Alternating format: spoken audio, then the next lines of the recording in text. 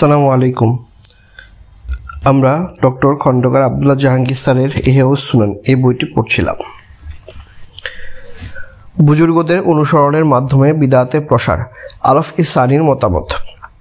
প্রকৃতপক্ষে সুন্নতের অপসারণ ও বিদআতের প্রসার লাভ করার একটি উৎস হল পূর্ববর্তীদের অন্ধ অনুসরণ।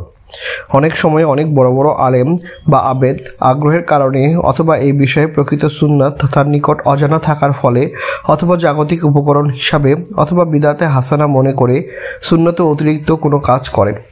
তার অনুসারীগণ সাধারণত অন্ধভাবে তার অনুসরণ করেন এবং এ সকল বিদআতের বিরুদ্ধে সকল কথা এই বলে রোধ করেন যে আমাদের অনুসরণীয় আলেম তা করেছেন। পীরের কর্মে খেলাফে সুন্নত কিছু থাকলে তা অনুসরণ করা চলবে না। অনুসরণের ক্ষেত্রে সর্বাধিক সুদৃঢ় হচ্ছেন মুরিদগণ। সকল বিষয়ে পীরের পুঙ্খানুপুঙ্খ অনুসরণ মুরিদ নিজের সফলতার উৎস মনে করেন। পীর করেছেন এ বাহানা দিয়ে মুরিদেরা বিদআত পালন করতে থাকেন। মুজাদ্দিদে আলফে সানি সংস্কারক হিসাবে বিষয়টি বিশেষভাবে অনুভব করেন। তিনি যদিও পীরের ভক্তি ও ভালোবাসার উপর গুরুত্ব আরোপ করেছেন, কিন্তু তিনি বিদআতের প্রসারের বিষয়টি অনুধাবন করে অনুসরণের ক্ষেত্রে সুন্নতকে মানদণ্ড হিসেবে ধরতে বলেছেন। পীরের কর্মের মধ্যে কোনো বিদআত থাকলে তা অনুসরণ না করে শুধুমাত্র সুন্নতের ক্ষেত্রে পীরের অনুসরণ করার জন্য তিনি তাগিদ প্রদান করেছেন। এই বিষয়ে এক চিঠিতে তিনি লিখেছেন, বর্তমানে সুফিগণ যদি কিছু বিবেচনা করেন এবং ইসলামের দুর্বলতা এবং মিথ্যার আধিক্যকে লক্ষ্য করেন, তাহা হইলে তাহাদের উচিত যে সুন্নত ভিন্ন অন্য কোনো জিনিস নিজের পীরের অনুসরণ না করেন এবং পীরের বাহানা করিয়া এই সমস্ত অন্যায় কার্যের উপর আমল না করেন। সুন্নতের অনুসরণ নিশ্চয়ই মুক্তি দিবে এবং মঙ্গল আনিবে। সুন্নতের বিপরীত পথে অত্যন্ত ভয় অসুবিধার আছে। অমা আলা রসুলি ইল্লাল বালাগ, দূতের কর্তব্য হুকুম পৌঁছানো। আমাদের পীরদিগকে আল্লাহ তাআলা আমাদের তরফ হইতে সুফল দান করুন। তারা নিজেদের অনুসরণ দ্বারা কোনো ক্ষতিকারক অন্ধের মধ্যে কাহাকেও ফেলেন নাই এবং সুন্নতের অনুসরণ ব্যতীত অন্য কোনো রাস্তায় চলিতে আদেশ দেননি এবং নবী পাক সাল্লাল্লাহু আলাইহি ওয়াসাল্লাম এর অনুসরণ এবং শ্রেষ্ঠত্বের অনুসরণ ভিন্ন অন্য কোনো পথে হেদায়েত করেননি। অনুসরণে একমাত্র আদর্শ রাসূল সাল্লাল্লাহু আলাইহি ওয়াসাল্লাম। মুজাদ্দিদে আলফে সানি তার অন্য গ্রন্থ মারদা ওয়া মাআদে এই বিষয়ে আরও কথা বলেছেন। তিনি অন্য কারো অনুসরণ না করে শুধুমাত্র রাসূলুল্লাহ সাল্লাল্লাহু আলাইহি ওয়াসাল্লাম এর অনুসরণের উপর তাকিদ দিয়েছেন। তিনি জোর করে বলেছেন, বিদআতে হাসানার ক্ষেত্রেও কারো মতামত মানা যাবে না, কারণ বিদআতে হাসানা সুন্নতকে অপসারিত বা বিনষ্ট করে। তিনি বলেন, ওই জামাতের ব্যাপারে আশ্চর্য বোধ হয় যারা দিনের মধ্যে নিত্য নতুন বিষয় সংযোজন করে, অথচ দিন সর্বদিক থেকে পূর্ণতা প্রাপ্ত হয়েছে এবং পূর্ণতার শেষ প্রান্তে উন্নীত হয়েছে। যারা দিনের মধ্যে নতুন বিষয় সংযোজনের মাধ্যমে পূর্ণতা প্রদানের জন্য সচেষ্ট, তাদের কি এতটুকু আশঙ্কা নাই যে আল্লাহ না করুন এই নতুন বিষয় সংযোজনের ফলে হয়তো দিন খতম হয়ে যাবে? যেমন পাগড়ির সামলা বা ঝুলন্ত অংশ কাঁধের মাঝখানে ছেড়ে রাখা সুন্নত, কিন্তু অনেক লোক একে বাম দিকে কাঁধে ঝুলিয়ে রাখতে পছন্দ করেন এবং এ ব্যাপারে তারা মৃতদের অনুসরণে আগ্রহী। আবার বহু লোক এই ব্যাপারে তাদের অনুসরণ করছে। তারা একথা জানে না যে তাদের এ ধরনের আমল সুন্নতের পরিপন্থী। তারা সুন্নতকে পরিত্যাগ করে বিদআতে লিপ্ত হয়ে পড়েছে, যা পরিশেষে হারামের স্তরে গিয়ে পৌঁছায়। হযরত মুহাম্মদ সাল্লাল্লাহু আলাইহি ওয়াসাল্লামের সঙ্গে সম্পর্ক স্থাপন করা উত্তম না মৃতদের সঙ্গে? ওই সমস্ত লোকেরা মুর্দার সঙ্গে সম্পর্ক স্থাপনে আগ্রহী হয়, অথচ তাদের উচিত ছিল হুজুরে পাক সাল্লাল্লাহু আলাইহি ওয়াসাল্লাম এর সাথে সম্পর্ক স্থাপন করা। আশ্চর্যের ব্যাপার হলো, মৃতের কাফনের মধ্যে পাগড়ি ব্যবহার করাই তো বিদআত। এমত অবস্থায় পাগড়ির সামলার ব্যাপারে কি বলার আছে? অবশ্য পরবর্তীকালের কিছু ওলামাদের অভিমত হলো, যদি মৃত ব্যক্তি দিনের আলেম হয় তবে তার কাফনের সময় পাগড়ি দেয়া মুস্তাহাব বা ভালো।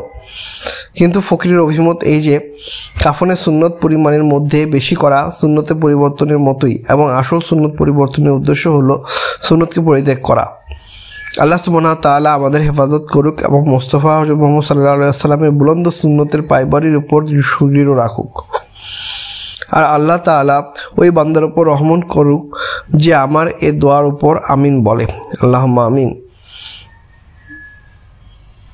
সকল আলেম বা বুজুর্গ সুন্নতের পথে ডেকেছেন এবং তারা ভুলের জন্য পুরস্কৃত হবেন।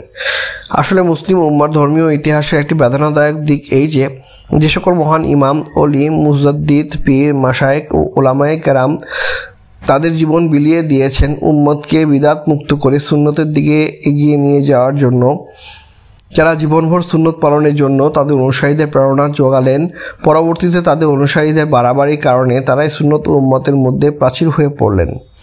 উম্মতের সকল সংস্কারক, আলেমে দ্বীন ও বুজুর্গই আজীবন বলে গিয়েছেন, সুন্নতে অনুসরণই নাজাতের একমাত্র পথ। সুন্নত অতিরিক্ত যা কিছু আছে সবই আনুষঙ্গিক, প্রকৃতপক্ষে সবই মূল্যহীন। সুন্নতের বাইরে রিয়াজাত, মুজাহাদা, ইবাদত, বন্দেগী, জিহাদ, শাহাদাত, কাশফ, জিরাসাত, সাইর, জজবা, হালাত কোনো কিছুরই কোনো মূল্য নেই। এ বিষয়ে তাদের উক্তি উল্লেখ করতে গেলে বড় বড় বই লিখতে হবে। কিন্তু তা সত্ত্বেও এ সকল ইমাম, মাশায়েখ ও আলেমদের সবার মধ্যেই কোনো না কোনো ত্রুটি থাকাই স্বাভাবিক। নির্ভুল থাকা ও নিষ্পাপ হওয়া তো একমাত্র নবী রাসূলদের বৈশিষ্ট্য।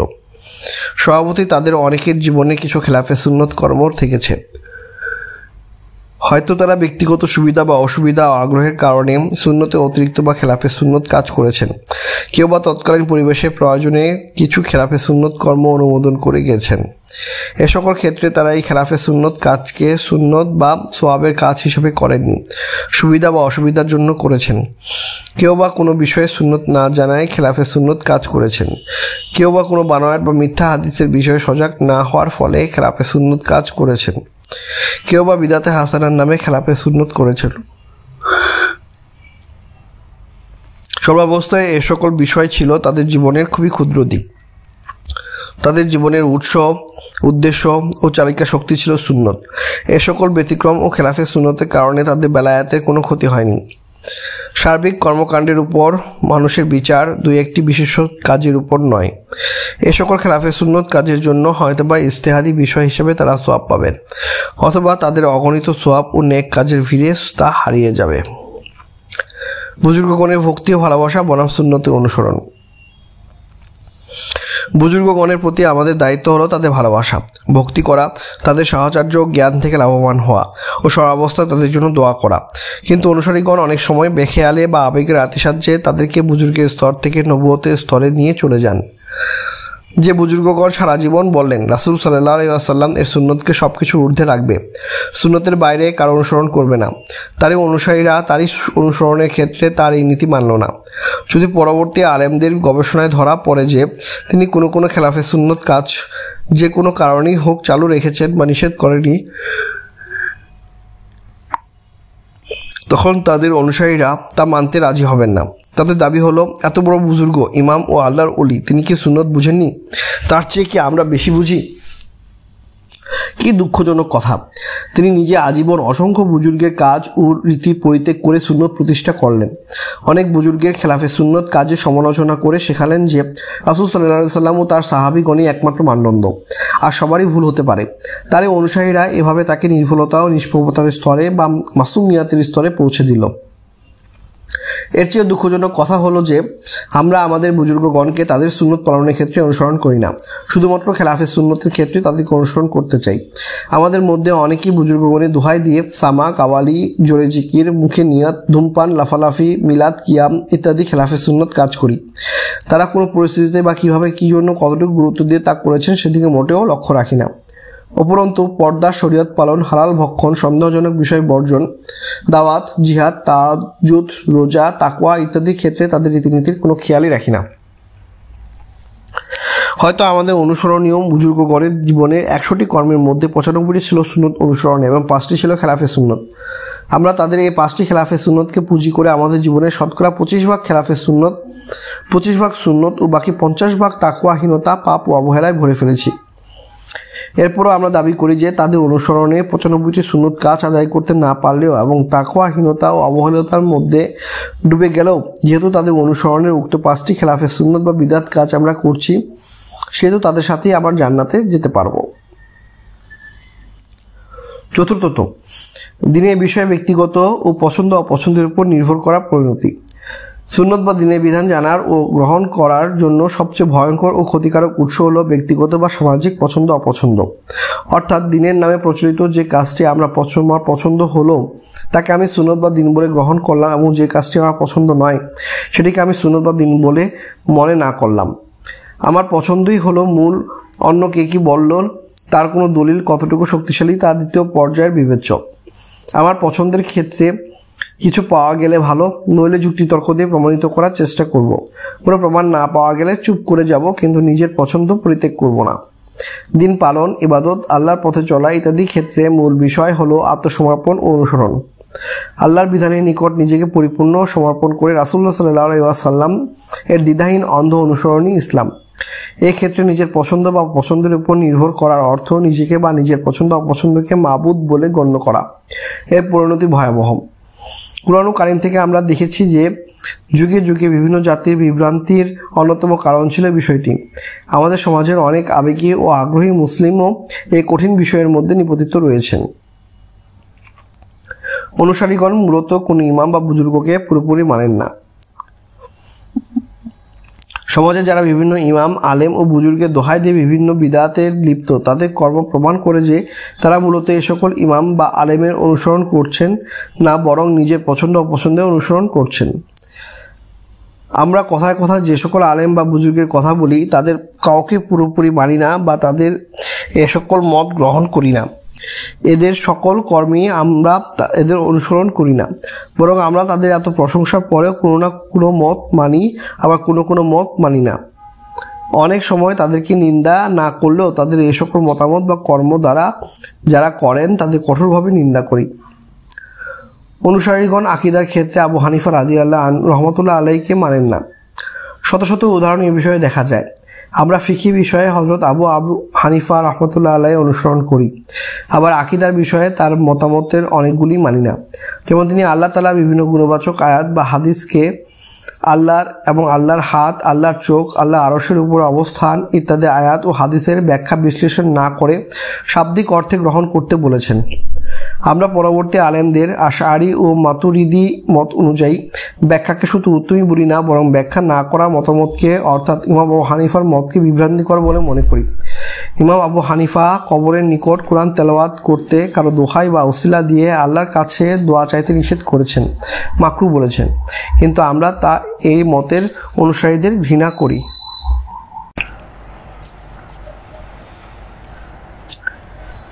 ভক্তগণ আকীদা বা ফিকহের ক্ষেত্রে জিলানী রহমতুল্লাহ আলাইহিকে মানেন না।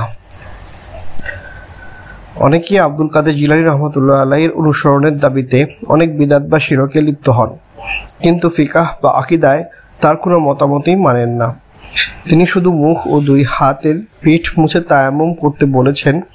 ওয়াহাবীদের পদ্ধতিতে ইকামাত দিতে, নামাজের মধ্যে জোরে আমিন বলতে, নামাজের রুকুতে যেতে, রুকু থেকে উঠে হাত উঠাতে উৎসাহ দিয়েছেন। তিনি স্পষ্ট বলেছেন যে ঈমান বাড়ে এবং কমে। ঈমানের হ্রাস বৃদ্ধি স্বীকার করাকে আহলে সুন্নাত ওয়াল জামাত ও ফেরকায়ে নাজিয়ার আলামত বলে গণ্য করেছেন এবং ঈমানের হ্রাস বৃদ্ধি না মানাকে বাতিলদের আলামত বলে গণ্য করেছেন। তিনি লিখেছেন যে কোনো মুসলমানের উচিত নয় যে সে বলবে আমি নিশ্চয়ই মুমিন, বরং তাকে বলতে হবে যে ইনশাআল্লাহ আমি মুমিন।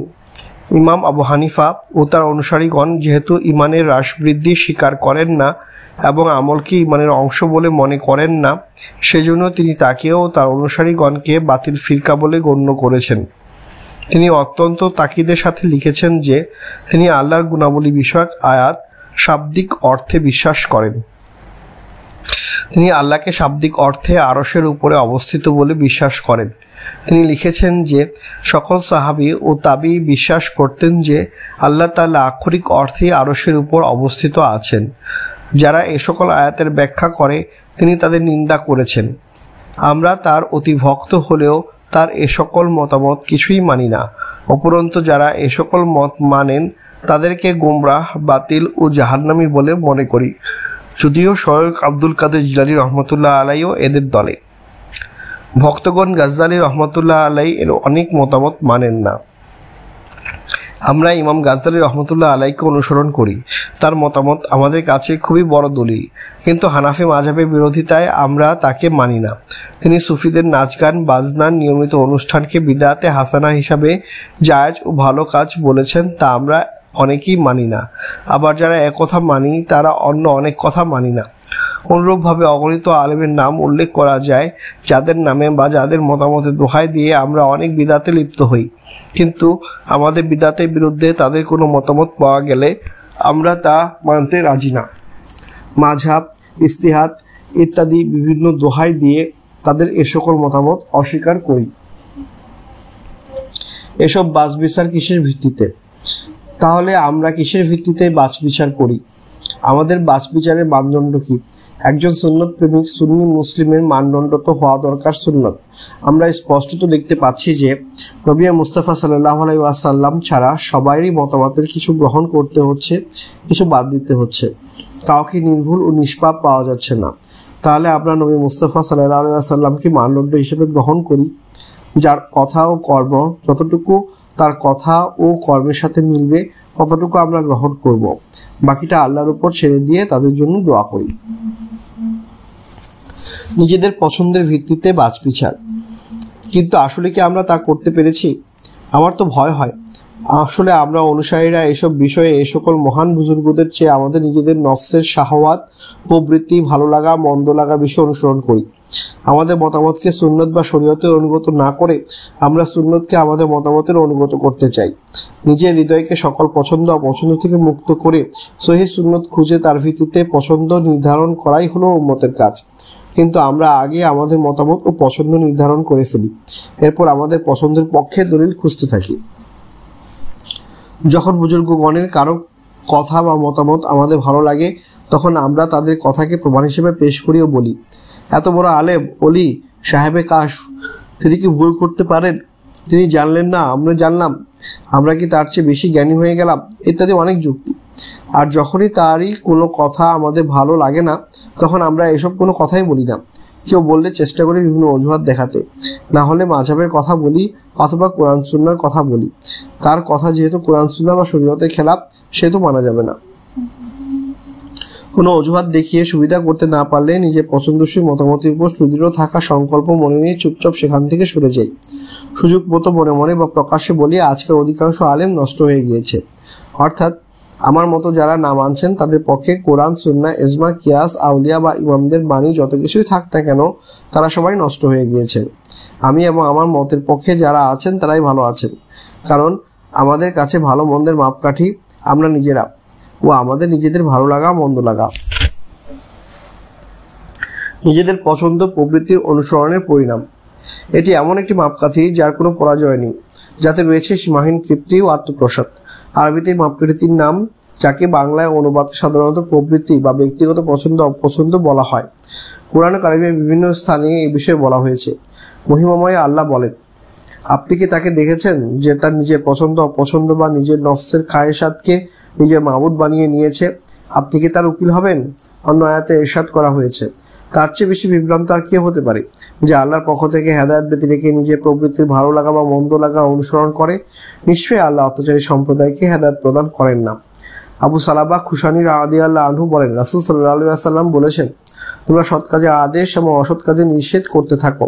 এরপর যখন দেখবে মানুষের মধ্যে অপ্রতিরোধ্য লোভ, কৃপণতা, নিজ প্রবৃত্তির ভালো লাগা মন্দ লাগা আনুগত্য, দুনিয়া প্রাধান্য ছড়িয়ে পড়েছে এবং প্রত্যেক পণ্ডিত তার নিজের মতকে সর্বোত্তম মনে করছেন, তখন তোমরা সাধারণের বিষয় নিয়ে আর মাথা ঘামাবে না, নিজেকে নিয়ে ব্যস্ত হয়ে পড়বে। অন্য হাদিসে ইরশাদ করা হয়েছে, তিনটি বিষয় মানুষকে ধ্বংস করে: অপ্রতিরোধ্য লোভ ও কৃপণতা, নিজ প্রবৃত্তি ভালো লাগা মন্দ লাগা আনুগত্য, মানুষের তার নিজ মতামতের প্রতি তৃপ্ত আস্থা। সুন্নত প্রেমিক সুন্নি হৃদয়ের দাবি, এই ধ্বংসের রোগেই আমাদের আক্রমণ করেছে। একজন সুন্নত প্রেমিক সুন্নি মুসলমানের অবস্থা তো অন্যরূপ হওয়ার কথা ছিল। তার কাছে একমাত্র মানদণ্ড হলো সুন্নতে রাসূল সাল্লাল্লাহু আলাইহি ওয়াসাল্লাম। সুন্নতের সামনে সে তার সকল মতামত, সকল ভালো লাগা মন্দ লাগা পরিত্যাগ করে। একটি কাজ সে জীবনেও করেনি, তার সম্মানিত বুজুর্গও করেনি, কিন্তু আজ সে জানলো যে কাজটি রাসূলুল্লাহ সাল্লাল্লাহু আলাইহি ওয়াসাল্লাম করেছেন, কাজটি সুন্নাত। খুশিতে উদ্বেলিত হবে তার হৃদয়। সে আজ নতুন একটি সুন্নত জানতে পারল। সে সুন্নতটি পালন করে সৌভাগ্যবান হবে। আর কেউ করেছেন কিনা এই বিষয়টি তার কাছে খুবই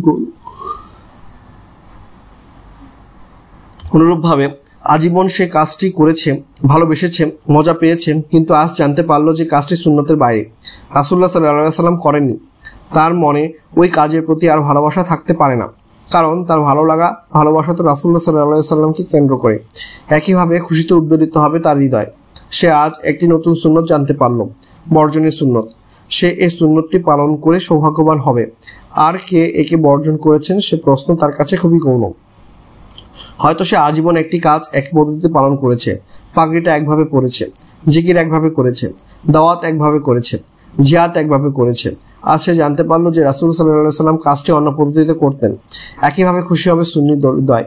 সে আজ নতুন একটি সুন্নত জানতে পেরেছে, তার সামনে সৌভাগ্যের নতুন একটি দরজা উন্মোচিত হয়েছে।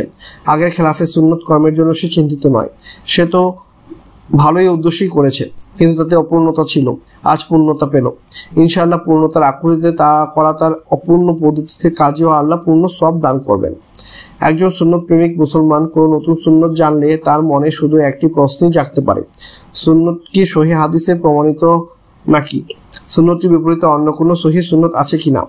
এছাড়া অন্য কোনো দ্বিধা তো সুন্নি হৃদয়ে থাকতে পারে না। সে কখনই আর কোনো মানুষের কর্মকে সুন্নতের পাশে বসিয়ে তুলনা করে বেছে নেওয়ার কথা চিন্তা করতে পারে না। মহান আল্লাহ দরবারে প্রার্থনা করি তিনি যেন আমাদের অন্তরে সুন্নতে নববীর মহব্বত দান করেন, তিনি যেন আমাদের সুন্নত পালনের তৌফিক দান করেন। আমরা যেন কোনো অজুহাতেই সুন্নত ত্যাগ না করি, বরং সুন্নতের অজুহাতে আর সব ত্যাগ করতে পারি।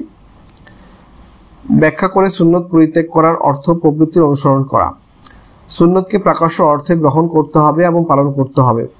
কোনো বিষয়ে কোনো সুন্নত জানা গেলে তা ব্যাখ্যা বিশ্লেষণ করে বাহ্যিক অর্থের বাইরে নিয়ে যাওয়া বা পরিত্যাগ করা খুবই অন্যায়। কোনো সহিহ হাদিসের বিপরীতে অন্য কোনো সহিহ হাদিস থাকলে শুধু দুটি হাদিসের সামঞ্জস্য বিধানের জন্য ব্যাখ্যার প্রয়োজন হয়। যেমন জামাতে নামাজের সময় মুক্তাদিগণ সূরা ফাতিহা পাঠ, বিতের নামাজের রাকাতের সংখ্যা, চাস্ত বা দোহান নামাজ নিয়মিত আদায় বা মাঝে মাঝে আদায় ইত্যাদি বিষয়ে বিভিন্ন হাদিস পাওয়া যায়, যার অর্থের মধ্যে বাহ্যিক বিপরীত রয়েছে। এ সকল ক্ষেত্রে সমফলে দুটি হাদিসেরই উপরে আমল করতে হবে, অথবা সাহাবীগণের মতামত বা প্রথম দুই যুগের আলেম ইমামগণের মতামতের ভিত্তিতে যে কোনো একটির উপর আমল করতে হবে। অনুরূপভাবে তিনি কোনো হাদিসে মেয়েদের কবর জিয়ারত করতে নিষেধ করেছেন, কোনো হাদিসে অনুমতি প্রদান করেছেন। এই ক্ষেত্রে ব্যাখ্যা করার প্রয়োজন হতে পারে। তিনি হয়তো প্রথমে নিষেধ করেছেন, পরে অনুমতি দিয়েছেন, অথবা বেশি বেশি জিয়ারত করতে নিষেধ করেছেন, মাঝে মধ্যে জিয়ারতের অনুমতি দিয়েছেন ইত্যাদি। কিন্তু যেখানে এ ধরনের একাধিক হাদিস নেই সেখানে কোনরূপ অজুহাত সৃষ্টি করে সুন্নতের পরিপূর্ণ পালন ত্যাগ করার অর্থ প্রবৃত্তির অনুসরণ করে সুন্নত পরিত্যাগ করা ও অপছন্দ করা। খেজুর দ্বারা ইফতার বনাম পানি দ্বারা ইফতার। যেমন রাসূলুল্লাহ সাল্লাল্লাহু আলাইহি ওয়াসাল্লাম খেজুর দ্বারা ইফতার করতে পছন্দ করতেন, খেজুর না থাকলে পানি দ্বারা ইফতার করতেন। এটি একটি স্পষ্ট সুন্নত। এর বিপরীতে কোনো স্পষ্ট সুন্নত নেই যে তিনি কখনো খেজুর থাকা সত্ত্বেও পানি মুখে দিয়ে বা অন্য কোনো কিছু দিয়ে ইফতার করেছেন। এখন আমরা একথা বলতে পারি না যে তার যুগে পানি কম ছিল, এই জন্য তিনি খেজুরের কথা বলেছেন। আমাদের যুগে যেহেতু পানি সহজলভ্যতা, তাই খেজুর পাওয়া গেলেও আমরা পানি দিয়ে ইফতার শুরু করব। অথবা বলতে পারি না যে বর্তমান যুগে আমাদের উপার্জন হালাল কিনা সন্দেহ আছে, যে টাকা দিয়ে খেজুর কিনবো তা হালাল নাও হতে পারে। কাজে পানি যেহেতু সর্বাবস্থায় হালাল, সেজন্য খেজুর পাওয়া গেলেও পানি দিয়ে ইফতার করা উত্তম। এই সকল কথার অর্থই হলো নিজেদের পছন্দের ভিত্তিতে সুন্নতকে অপছন্দ করা, সম্মানের জন্য কাউকে সাজদা করা। অনুরূপভাবে রাসূলুল্লাহ সাল্লাল্লাহু আলাইহি ওয়াসাল্লাম বিভিন্ন হাদিসে আল্লাহ ছাড়া কাউকে সেজদা করতে সুস্পষ্টভাবে নিষেধ করেছেন। অন্য কোনো হাদিসে তিনি আল্লাহ ছাড়া কাউকে সেজদা করার অনুমতি সুস্পষ্টভাবে প্রদান করেননি।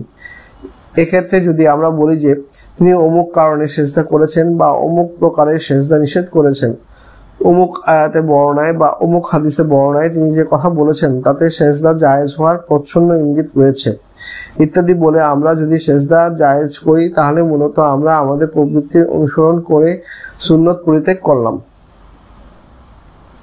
বানোয়াট বা মিথ্যা হাদিস বলা। রাসূলুল্লাহ সাল্লাল্লাহু আলাইহি ওয়াসাল্লাম তার নামে মিথ্যা বলতে, বানোয়াট হাদিস বলতে নিষেধ করেছেন। এর বিপরীতে তিনি কখনো বলেননি যে আমার পক্ষে তোমরা মিথ্যা বানাবে। আমরা যদি এ সকল হাদিসের ব্যাখ্যা করে বলি যে তার বিরুদ্ধে মিথ্যা বলাও নিষেধ এবং তার পক্ষে বা তার মর্যাদা বৃদ্ধির জন্য মিথ্যা বা বানোয়াট কথা বললে তা নাজায়েজ হবে না, তাহলেও আমরা একইভাবে আমাদের প্রবৃত্তির অনুমত করবার এবং সুন্নত পরিত্যাগ করলাম। ঈদের দিনে রোজা রাখা। হাদিস শরীফে ঈদের দিনে রোজা রাখতে নিষেধ করা হয়েছে। কোনো হাদিসে স্পষ্টভাবে এর বিপরীত কোনো অনুমতি দেওয়া হয়নি। কোনো হাদিস থেকে জানা যায় না যে রাসূল সাল্লাল্লাহু আলাইহি ওয়াসাল্লাম বা তার সাহাবীগণ এর যুগে ঈদের দিনে রোজা রাখার রীতি ছিল। কিন্তু সহিহ মুসলিম অন্যান্য গ্রন্থে বর্ণিত হাদিসে রাসূল সাল্লাল্লাহু আলাইহি ওয়াসাল্লাম বলেছেন, কেউ রমজানে রোজা রাখে অতঃপর এর পিছে শাওয়াল মাসে 6টি রোজা রাখে, তা সারা বছর রোজা রাখা হবে। এই হাদিসের দুটো অর্থ হতে পারে। প্রথম অর্থ হলো রমজানের পরেই পহেলা শাওয়াল থেকে 6টি রোজা রাখতে হবে, তাহলে রমজানের পিছে পিছে রোজা রাখা হবে এবং সারা বছর রোজা রাখার সওয়াব পাওয়া যাবে। দ্বিতীয় অর্থ হলো রমজানের পরে পহেলা শাওয়াল ঈদুল ফিতরের দিন রোজা রাখা যাবে না, পরবর্তী সময়ে শাওয়ালের মধ্যে 6টি রোজা রাখলেই রমজানের পিছে পিছে রোজা রাখার সওয়াব পাওয়া যাবে।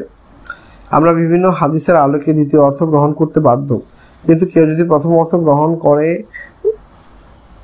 এ দ্ব্যর্থবোধক হাদিস দিয়ে ঈদুল ফিতরের দিনে রোজা রাখায় স্পষ্ট নিষেধাজ্ঞাকে লঙ্ঘন করেন, তাহলে তিনি মূলত নিজের প্রবৃত্তি অনুসরণ করে হাদিসকে অস্বীকার করবেন। অনেকেই যুক্তি দিতে পারেন, হয়তো বলবেন ঈদের দিন রোজা না রাখার বিধান সাধারণ মানুষের জন্য আর রাখার বিধান খাস বান্দাদের জন্য, অথবা বলবেন ঈদের দিন রোজা রমজানের মতো ফরজের পদ্ধতিতে রোজা রাখা নিষেধ, তো ব্যক্তিগতভাবে শাওয়ালের নফল 6টি রোজার প্রথম দিন হিসাবে রাখলে তাই হাদিস অনুযায়ী ব্যাখ্যা করা জায়েজ হবে। এরকম অনেক কথা বাড়ানো যাবে, তবে সবই হবে নিজের মতের প্রতিষ্ঠার জন্য, অস্পষ্ট হাদিস দিয়ে স্পষ্ট সুন্নতকে অমান্য করা।